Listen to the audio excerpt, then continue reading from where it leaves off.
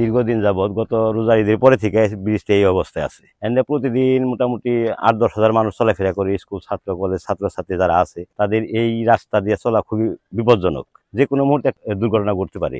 আর সবচেয়ে বড় কথা হলো গিয়ে এই যে রাস্তায় মাটি মুটি এগুলো ব্রিজের ফালাইতেছে না কোম্পানির। আমরা বহুত রিকোয়েস্ট করতেছি, বহুত বলতেছি, কিন্তু কোনো কেয়ার করতেছে না। আমাদের ব্রিজের জন্য আমরা খুব অসুবিধায় আছি।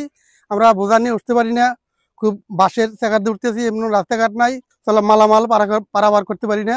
আমাদের খুব অসুবিধা। ব্রিজটা হলে আমাদের এলাকাবাসীর খুব সুবিধা হইতো।